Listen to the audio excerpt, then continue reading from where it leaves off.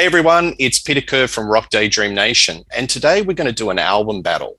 We're going to do the rise and fall of Ziggy Stardust and the Spiders of Mars, which is celebrating its 50-year anniversary, released in 1972, and 1973, David Bowie, Aladdin Sane. So I've got a esteemed group of experts on the panel today. We've got Grant, 8 days a week, Arthur. We've got Todd Evans from, fresh from Morsefest, and we've got Mr. Reed Little. G'day, guys.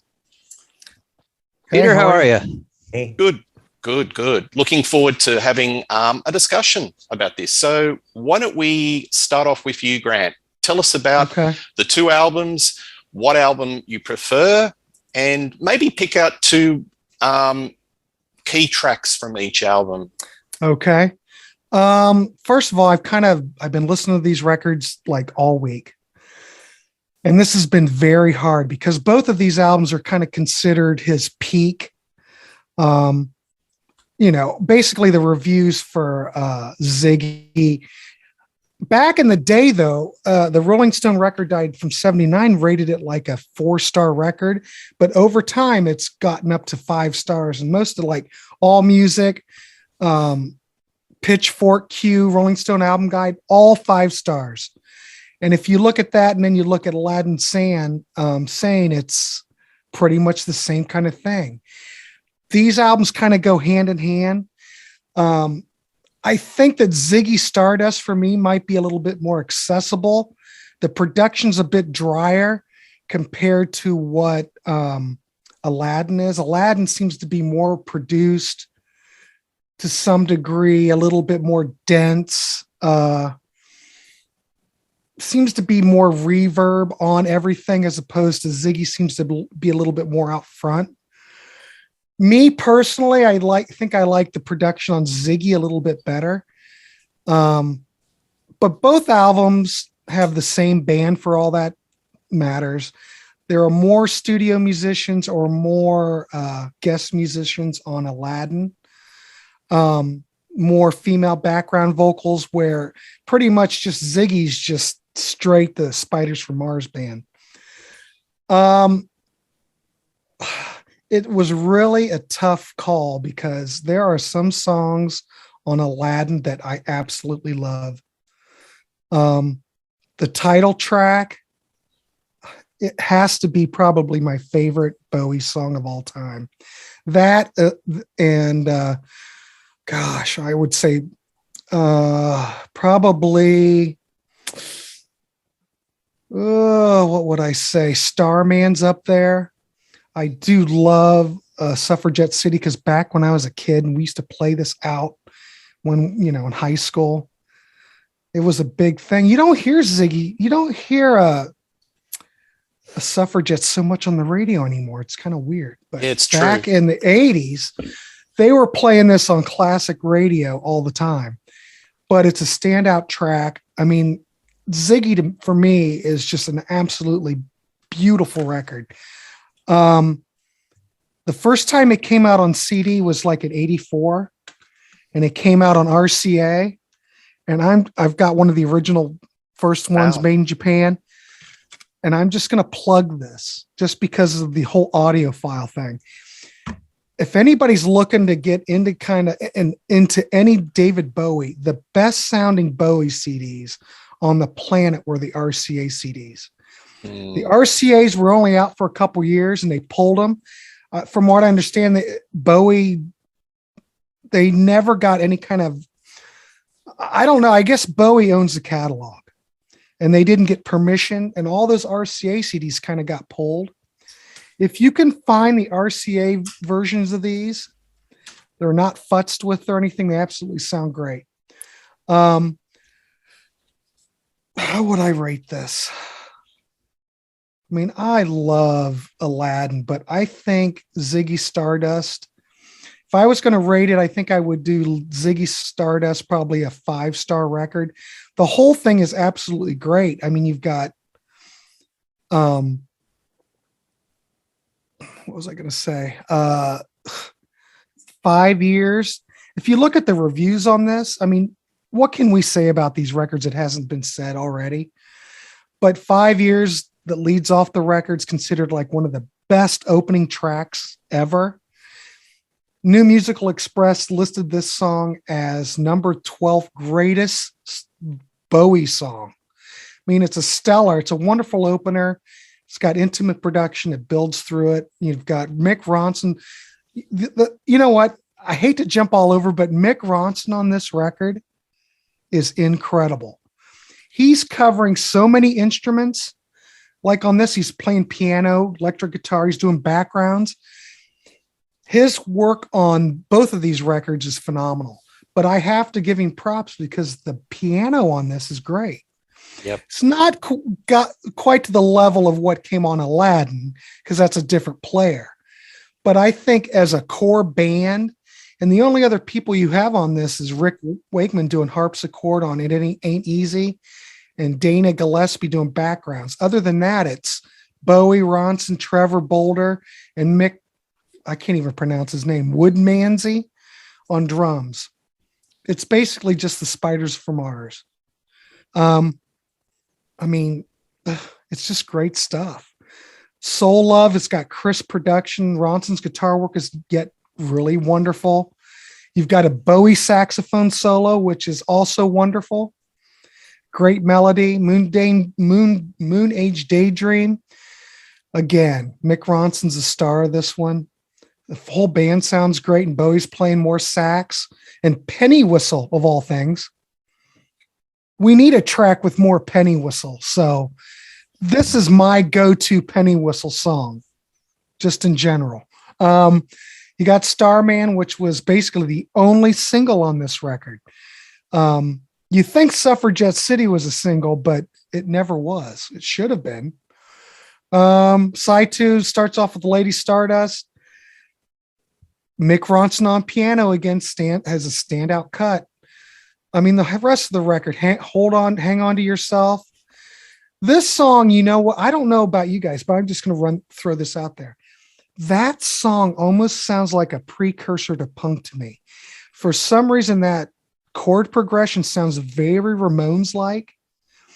I'm sure the Ramones were probably into this record. I don't know for sure, but Hang On to Yourself totally sounds very much punk oriented, which I love. And then Ziggy Stardust, and then Suffragette City. I mean, side 2 is killer. What can I say? And then you got, after Suffragette, you got Rock and Roll Suicide, sparse acoustic, dry production. The thing about this record that I really like is the tonal quality of it. It's one of those early 70s albums. You know, everything from that 1970s era has a certain tonality, and I love it. You know, the 80s kind of killed all that, but this still has it. And, you know, the thing is, this was Ken Scott production. And you kind of can tell it still has that kind of tonality of Crime of the Century. It's just a beautiful production. Ken Scott was just on fire during this period. I love this record. I like Aladdin Sane just almost as much. I would rate this probably 4.5 stars. It's more of a rocking album than Ziggy, but I think the songs on Ziggy stand the test of time more. I think you need to sit down with Aladdin a little bit more for these songs to soak in. Maybe that's just me, but I think Ziggy's the album to go with. But Aladdin was also Ken Scott. It had 4 singles released off of it. I mean, the dog wants out. For the most part, this record also gets like 4 and 5 stars. Ziggy at this point's getting 5 stars all over.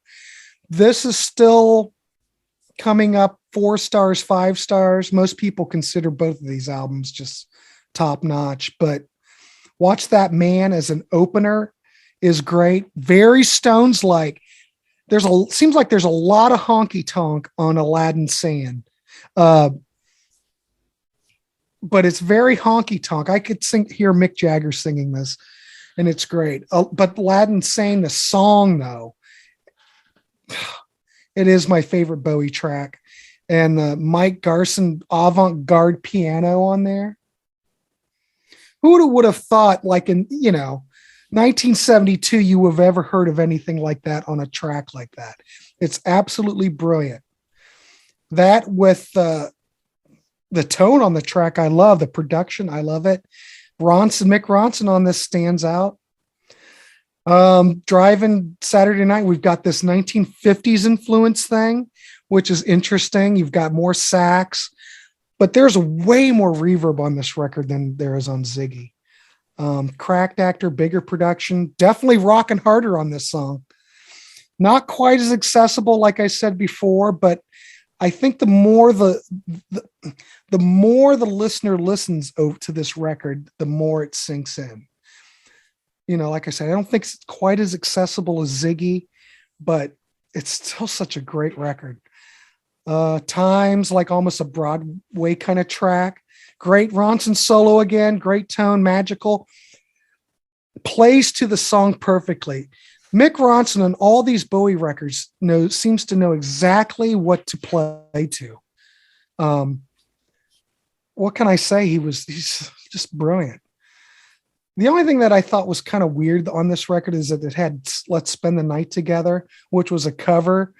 And it still has that avant-garde kind of piano playing from Garson on it, which kind of sets it apart. When you listen to the beginning of it, you would never really think that it was a cover, but Bowie tends to make it his own. I would have rather had something original on it, but maybe this is a precursor to pinups. I don't know. Maybe that's just where he was going. I mean, it's fine. You got Jean Genie, which is a classic song. And it's got that Yardbirds, Bo Diddley, I'm the Man vibe to it. In fact, it's basically I'm a man with different lyrics to a certain degree. All we need is Keith Relf singing on it, and we've got our Yardbird song. And then Lady Grinning Soul, beautiful piano from Mike Garson. Acoustic guitar flourishes are nice. It's almost got a classical feel to it, and it's got a great Bowie vocal. I'll rate this album 4.5, and I'll give Ziggy 5 stars. Ziggy, I think it was his height, his perfection. I love that whole period of Bowie, and I think it deserves to be considered his crowning achievement. Good stuff. And that's about all I have to say. Yeah, well, I think you've said it all. No, well done. That really sums it up. Just a couple of points. On going back to the RCA and the CD, CD collections are very much in fashion. So CDs are back in vogue, and a lot of those original first pressing of CDs are going through the roof. So, yep, you've got a nice little earner while. Well, I've got this one in pinups. Years ago, I had Aladdin and Hunky Dory. I had a whole bunch of them. So there's a big CD revival at the moment. Yeah, I sold all of them like an idiot. Yeah, absolutely. But these RCA ones sound great. Yeah. Well, I've got the EMI, which was the first when they did an anniversary or 30 years, and it had bonus tracks, and it had like the B-sides and bonus tracks, and it had John, I'm Only Dancing. Now, to think that song, which is a killer song, didn't make it to the album, wow. Velvet Goldmine, that was a single B-side. Sweet Head, and a couple of unreleased demos, Ziggy Stardust and Lady Stardust. But that's a really killer one version. I think it was the 30th anniversary, and you can't get that anywhere. And in regards to the albums of how they charted, so The Rise and Fall of Ziggy Stardust reached number 5 in UK, but in the US it was number 75. However, there was a lot of heat around Aladdin Sane, and that went to number 1, and it went to number 17 in the Billboard charts in America. So that was the highest charting Bowie album in the States. And actually, Aladdin Sane is one of its Bowie catalog's biggest sellers, even to this day. I think it kind of outsells The Rise and Fall of Ziggy Stardust. So there you have it. All right, Reed, what have you got for Reed? Okay, I started listening to Bowie in 2012, so 10 years. And my wife had a bunch of Bowie albums, but she only had a few Bowie CDs. And one of them was Ziggy Stardust. So that was the first Bowie album that I really listened to, although my first exposure to Bowie was in the 80s with his massive MTV videos. But I didn't listen to Bowie then. And after that, I kind of jumped around. And of course, it was very shortly after that that he released The Next Day, right? So I'm actually a very big fan of 21st century Bowie. I also love 90s Bowie. I love 70s Bowie. 80s Bowie is probably my least favorite, but I grew to love most of it too. And Aladdin Sane is actually one of the last albums that I got for whatever reason. And now this is one of those things that is a very modern problem. I always wonder, so I've also got the original, well, I should say my wife has, the original RCA CD release of Ziggy Stardust. But my version of Aladdin Sane is a 2014 reissue, right? So everything is reissued and remixed. And I have absolutely no idea of how these records would have sounded when they came out in the 1970s. Although I think Terry has them both on vinyl, so I could probably go compare it. I don't listen to vinyl very much. I like to take my music with me on walks and things. I need a portable format. So all of that is to say, I don't have any historical connection with Ziggy necessarily. And to me, and I don't think this is a real common opinion, but to me, Ziggy Stardust and Aladdin Sane are very different albums. They are, as the British say, chalk and cheese. And as I was listening to them again in preparation for this show, I already knew which one was my favorite, but kind of wanted to get a handle as to why.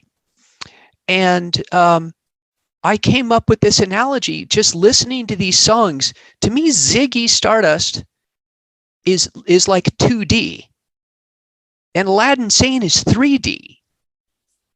Everything about Aladdin Sane is just deeper than it is on Ziggy Stardust. The songwriting is just that little notch better. The band, having toured the United States for all of Ziggy Stardust, they are tight. Their performances are just nailed down, and you cannot overstate the difference that adding Mike Garson to the band made. As a pianist, Mick Ronson is a decent, like, barrel house pianist. He gets by. Mike Garson, even in 1973, he was a virtuoso, and he's an improviser. And I've recently been watching some stuff. There's this great video called Mike Garson, Every Rock Player's Favorite Jazz Pianist. And Mike, he's always been an improviser. And David said he had one rule: you have to start everything the same, because I have to know where we are in the song that you're performing.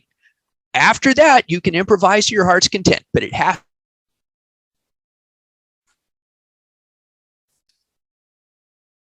in Aladdin Sane, they're astounding. And I love Mick Ronson. I love Ronson's playing, but comparing, doggone it. Sorry, my computer just said my connection's unstable. So if I fuzz out, please let me know. Keep going. You're going well. You're back. There's just this massive difference between the two albums. So to me, it's very much a question of what am I in the mood for? And it's kind of like, am I in the mood to listen to the Sex Pistols, or am I in the mood to listen to the Dave Brubeck Quartet? Because that's how different it is. And I saw this review. I was looking at some information online, and on Wikipedia, I saw this quote a couple of places that said, I'm just going to read it. Due to the American influence in the fast-paced songwriting, the record features a tougher and raunchier glam rock sound than its predecessor. Well, I don't know who wrote that, but I think it's could argue that Watch That Man and the cover of Let's Spend the Night Together are raunchier maybe than you get on Ziggy Stardust. But again, everything else is so over the top. It's so orchestrated. There's the background singing. There is no glam rock to be found on this thing in that sense. I recently became a big fan of The Sweet, and man, I love The Sweet. But you compare Desolation Boulevard to Aladdin Sane, there is no similarities between those albums. I don't care what he was dressing like at the time. And sometimes these tags get stuck to albums. I know this is something that Mark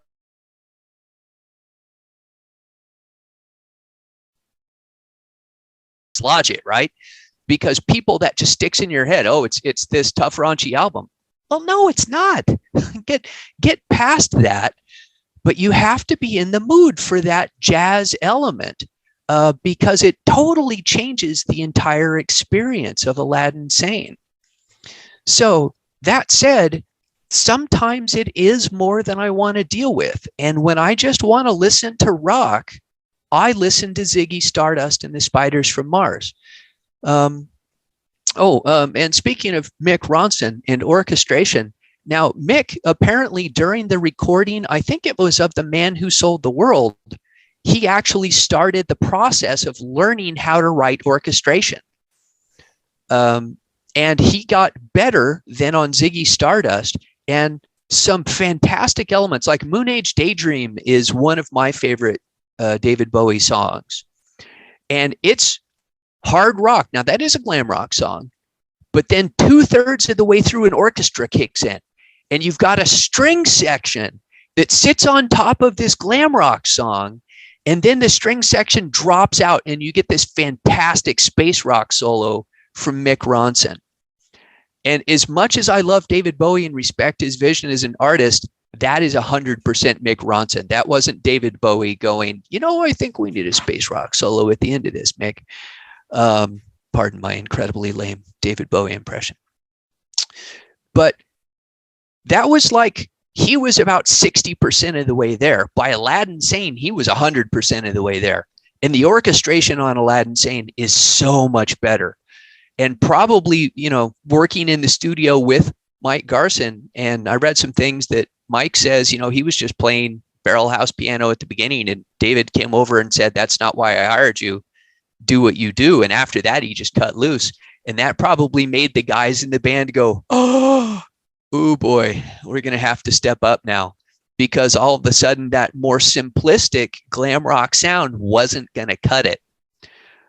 But they do a fantastic job of melding all of those elements together into a cohesive whole. But that said, I don't think it's a coincidence that the Gene Genie is the most enduring song from the album. It's the simplest song. It's blues based. It's got that rolling blues rhythm to it. It's clearly going to be the most accessible song on the album. Some of the other stuff, like Joe Beck loves to bring up Panic in Detroit. And I think, he looks a lot like Che Guevara, maybe the most interesting lyric that anybody ever started a song with. I think that's a fantastic lyric. Even if there are now 4 generations of kids who have no idea who Che Guevara was. But that is not it's not an accessible hard rock song. And the lyrics are super dark. There's a lot of violence all over the album. So, David Bowie was a very strange man.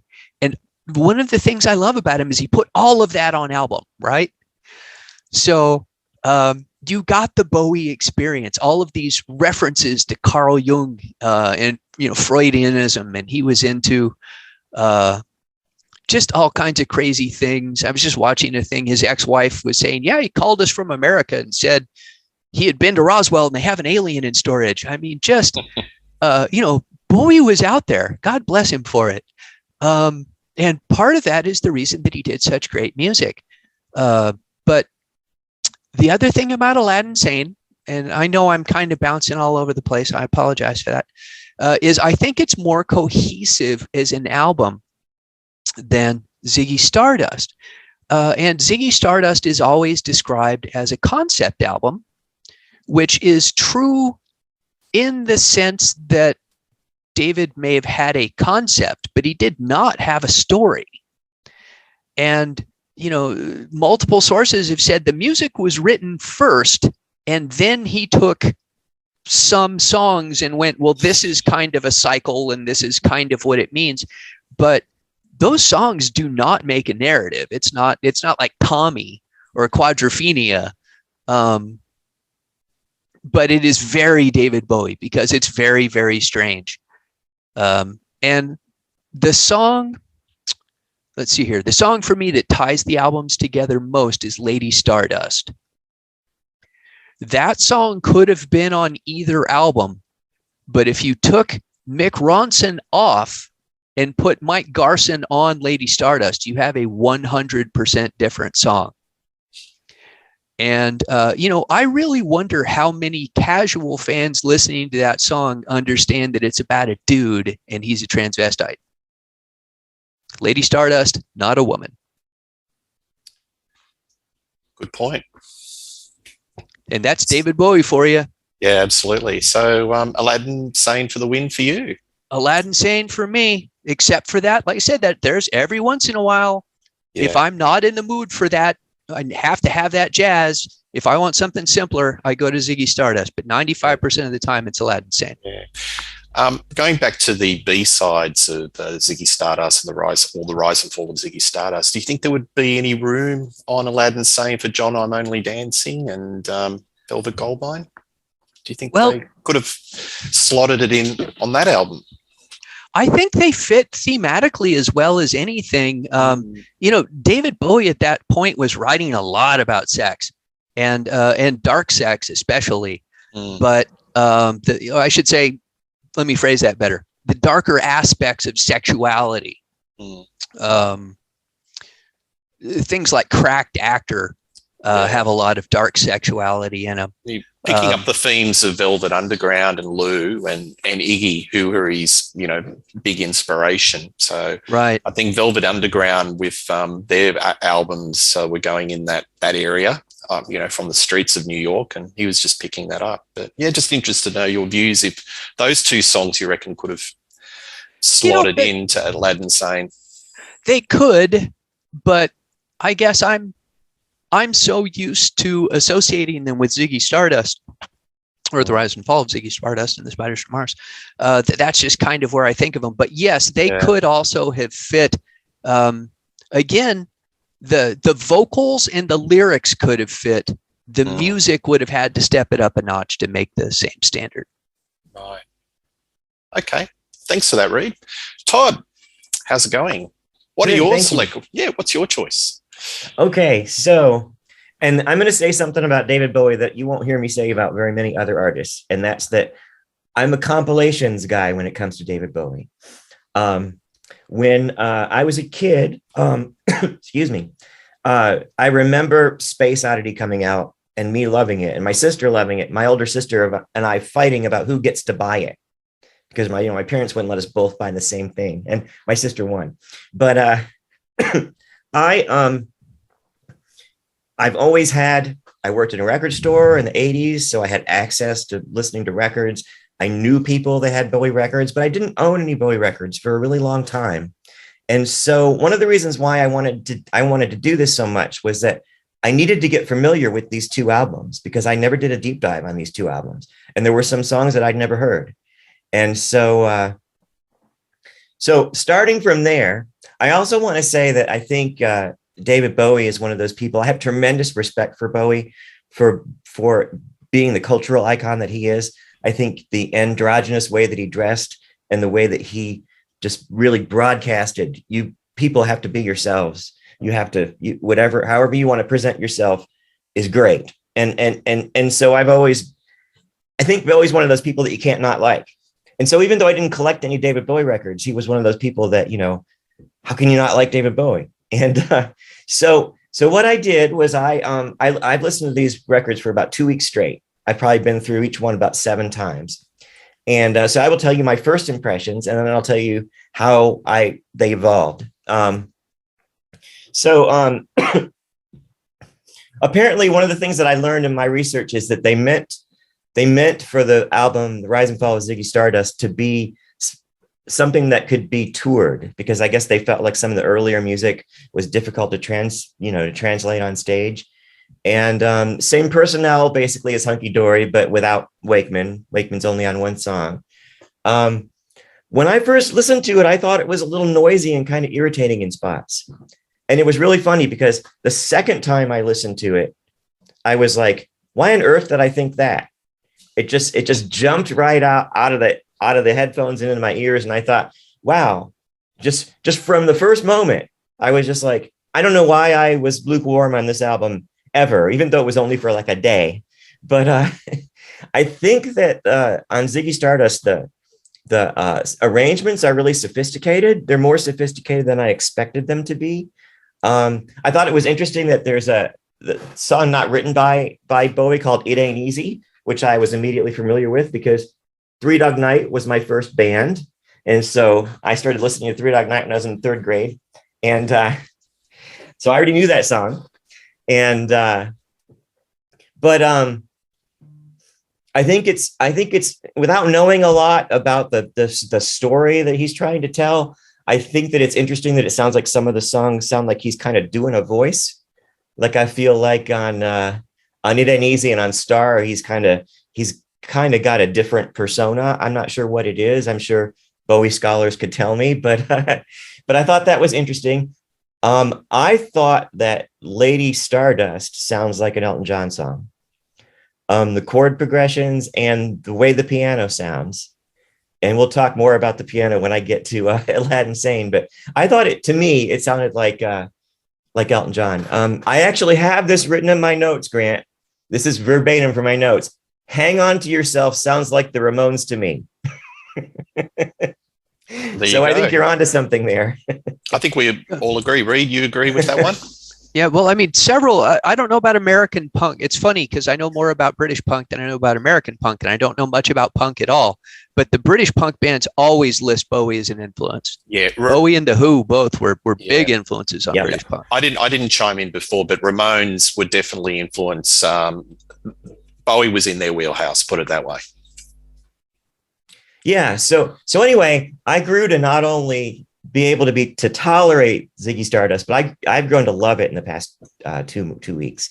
And even though, on this one, I knew about 5 songs already just from hearing them on compilations and stuff like that. But I never really properly bought a copy of Ziggy Stardust and took it home and listened to it front to back.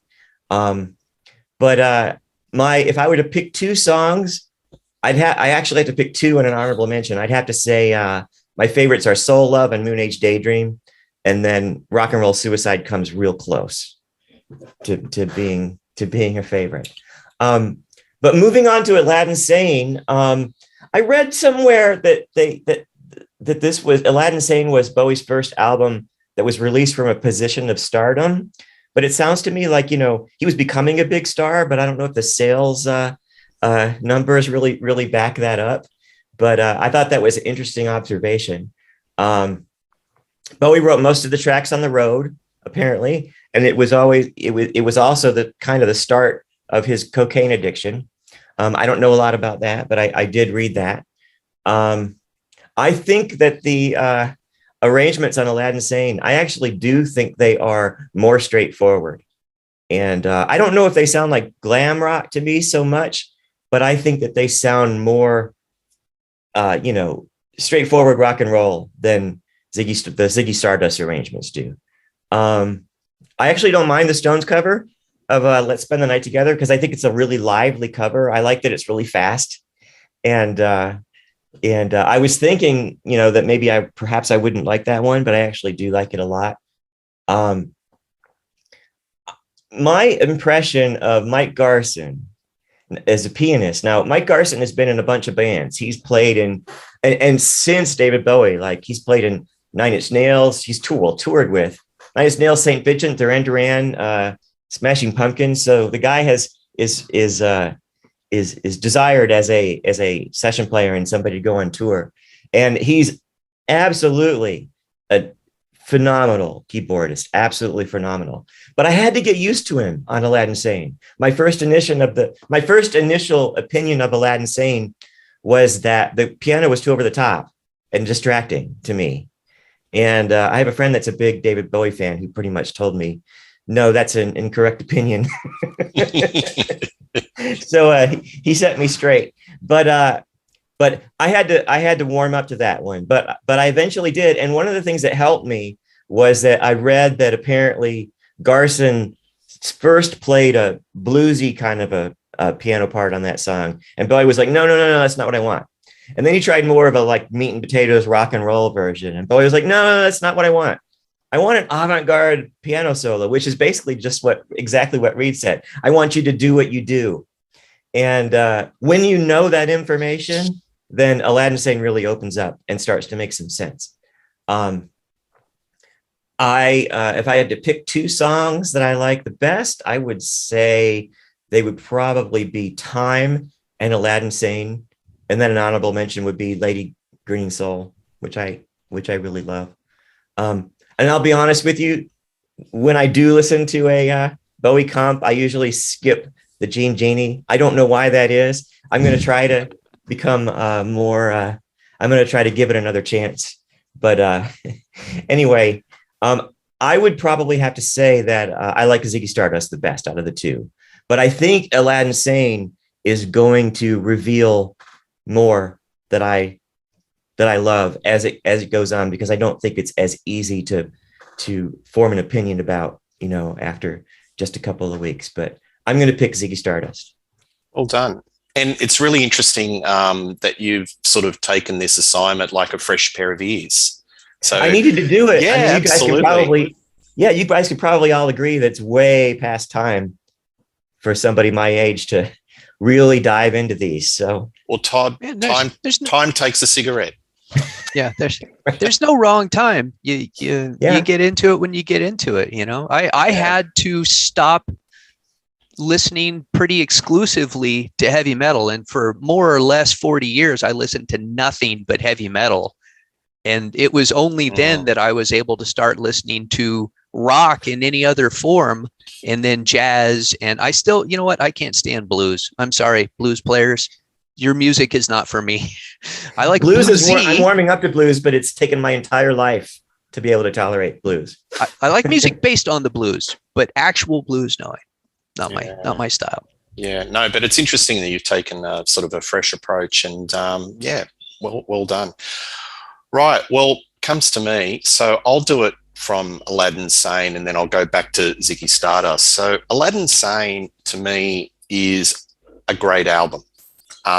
Watch That Man, like Grant said, is just an outstanding opening track. It's definitely in the top shelf of David Bowie opening tracks of all time. I just think that these Spiders of Mars are in the upper pantheon of rock outfits.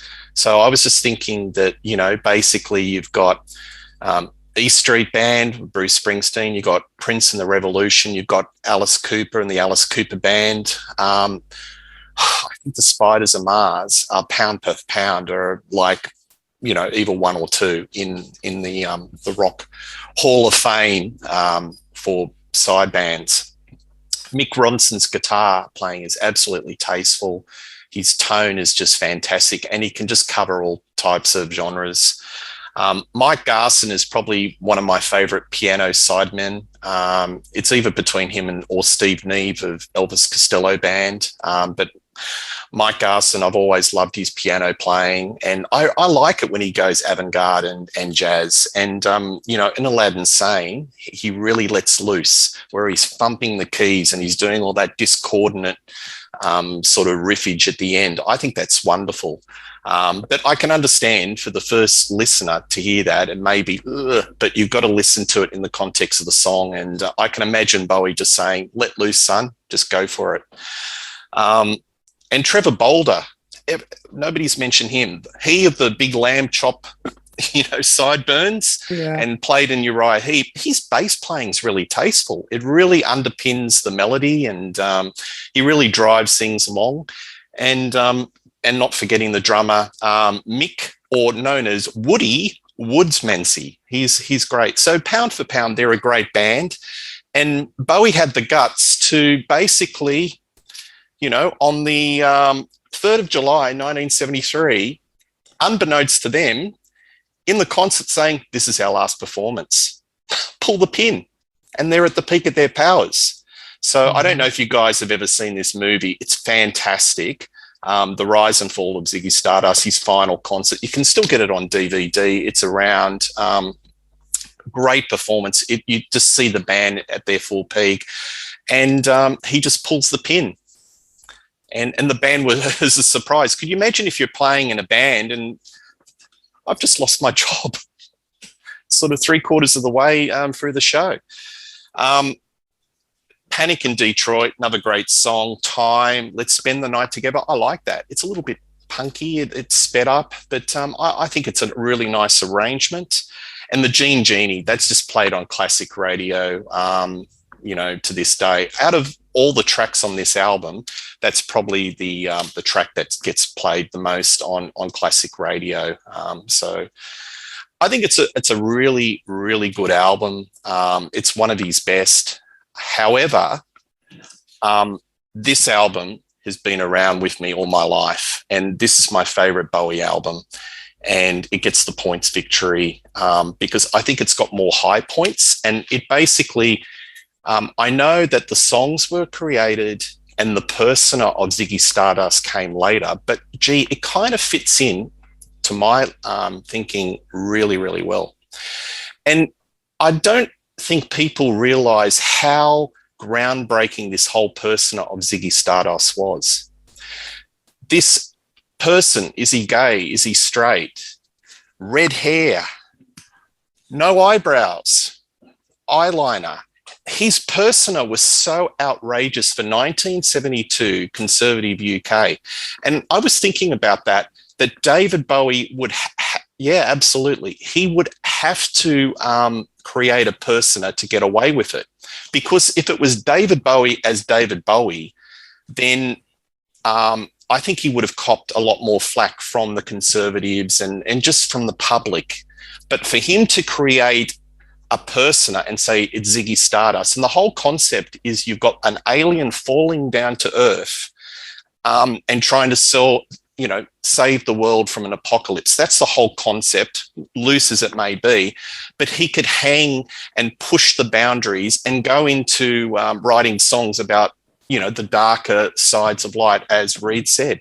So he created a persona. And I think, just thinking, a very similar person, but in a different sort of way, is following the similar sort of concept, is Alice Cooper. I find Alice Cooper and David Bowie, there's some similarities there.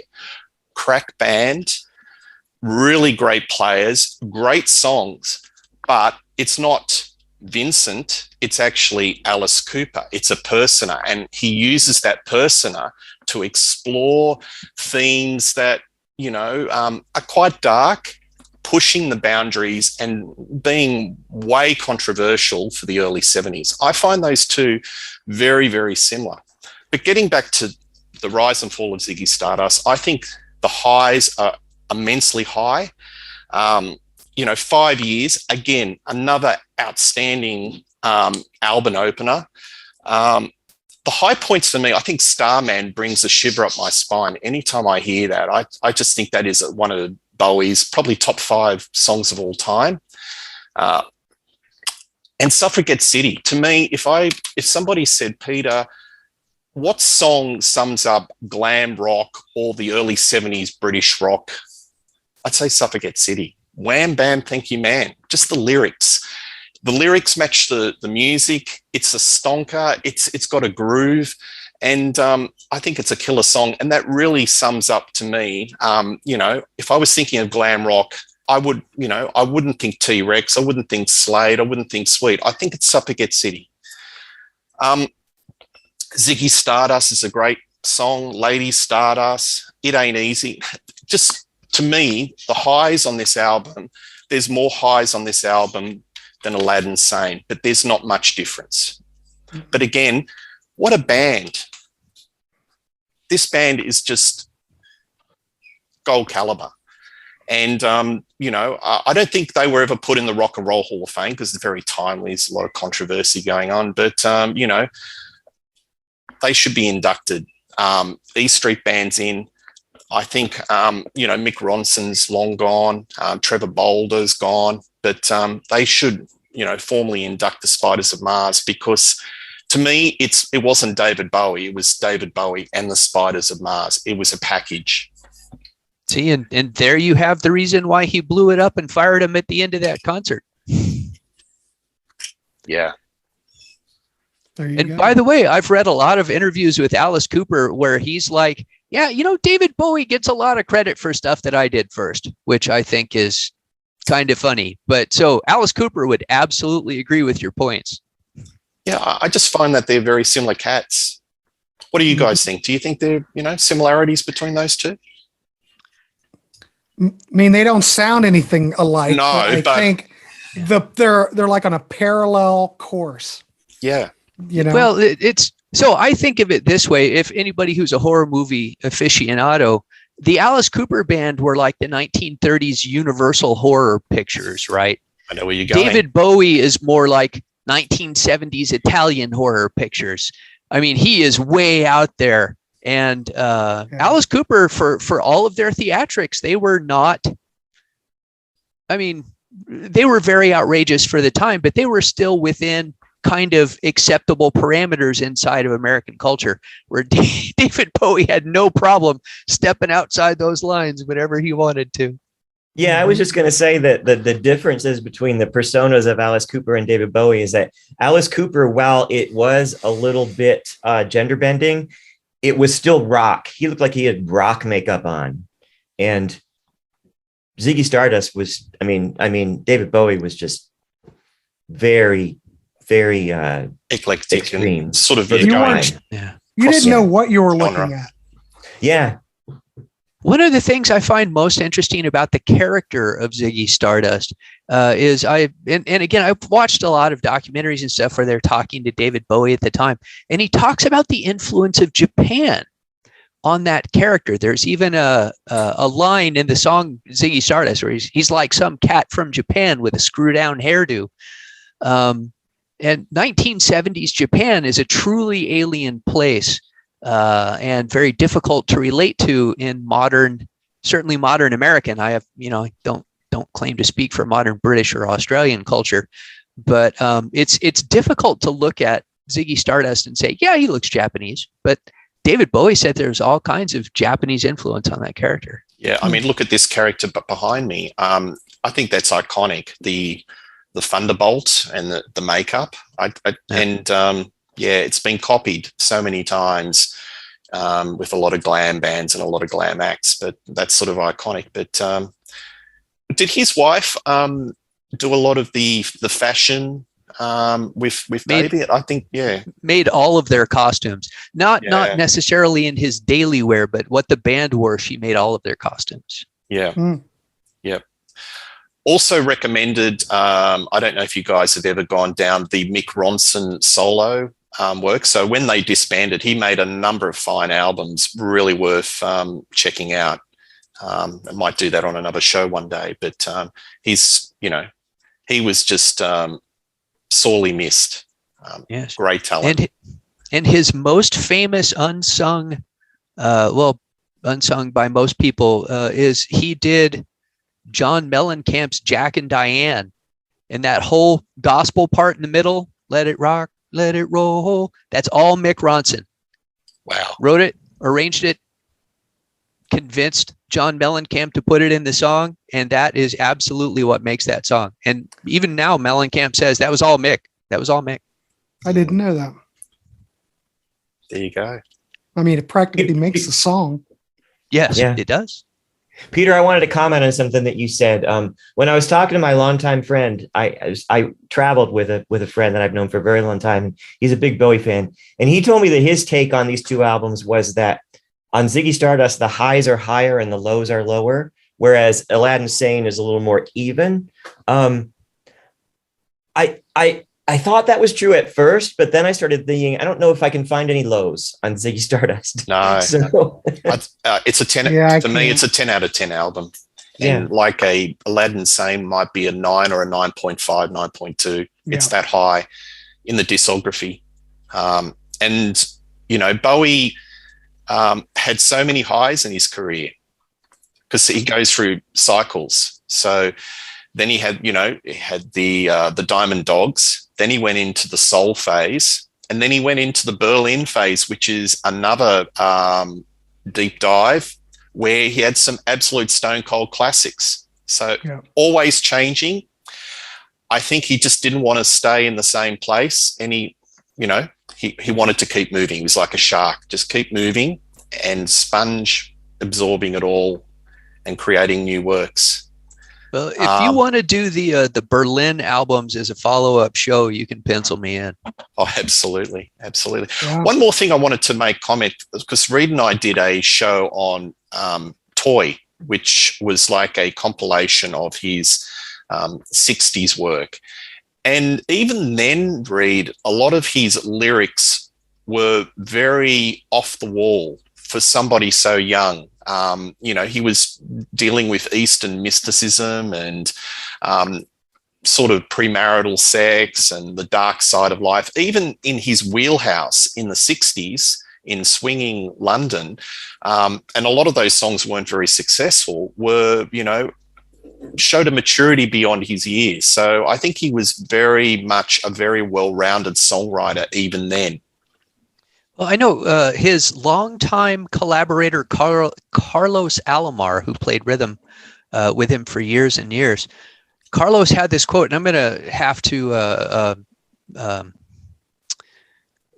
doggone it. Sorry, I forgot the word. Paraphrase. Thank you, my friend. Yes, I'm going to have to paraphrase it. But he said, David Bowie was what he read. He read constantly, and he read the weirdest shit he could get his hands on. I think so. That'll sum up the show. yeah, pretty nuts. That's a good finishing. All right, guys, thank you very much for that. That was really, really good. So, Grant, what's you got in the Rock Warehouse coming up? Well, the Grant's Rock Warehouse. Tonight we're going to record an episode on obscure album recommendations, which is going to be fun. Next week, Reed and I are doing a show on surf music. So we're picking our 5 favorite surf songs, giving the surf some love. And Todd and I just got done doing Matthew Sweet, our favorite top 10 tracks.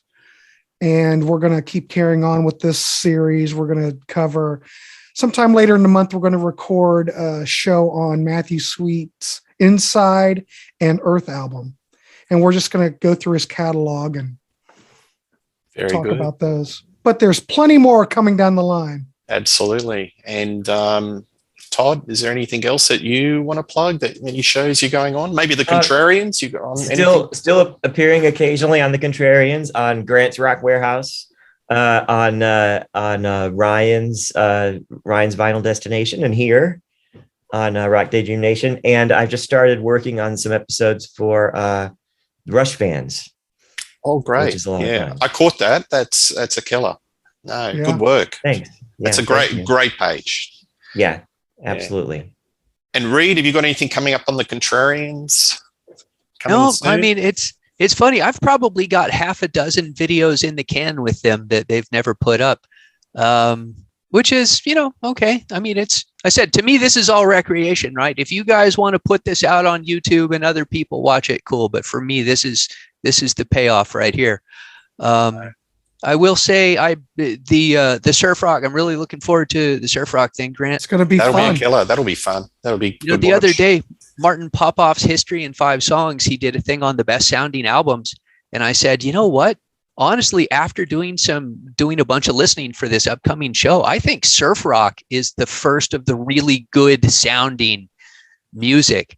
But we're going to get a whole bunch more in depth on that, so I don't want to go too far into it. Yeah, but just happy to be here. And like I said, when we do the Berlin albums or the 80s albums or somebody wants to do a deep dive on David Bowie's One Outside, which is an album I can discuss ad infinitum, sign me up. Yeah, look, this channel really loves David Bowie. So Reed and I have done one on Toy, and we'll definitely do some more. And the one with this group. Yeah, on Never Let Me Down. Absolutely. Wow. So, Rock Daydream Nation. How about tonight? Tonight? How about tonight? No, not doing that. Sorry, I don't think I could. I had to throw it out there, Peter. I had to throw it out there. I can't. Look, I defend a lot of Dark Horse albums, but I don't think you can defend the indefensible. He defended Never Let Me Down. I did. Gave it all I had. Yeah. That's what I would have trouble defending. Never Let Me Down. Yeah. I'm going to have to re-listen. We'll talk offline about this, Mr. Evans. Okay. So on Rock Daydream Nation, I've had a clip up with John Clauser just discussing Wasp's first album. I'm doing a show with the guys, Todd and Grant, very shortly about the Infected. There's going to be a NAC show called NAC Fest coming soon. So that's going to be a bit of fun, a bit of a live stream. Next week we've got the Supergroup Part 3, which all you guys are going to be on. So that's going to be a lot of fun. So plenty of content coming on Rock Daydream Nation. So please subscribe, please like all these guys' channels. It's all fun. We love it. And we'll see you next time around. Cheers.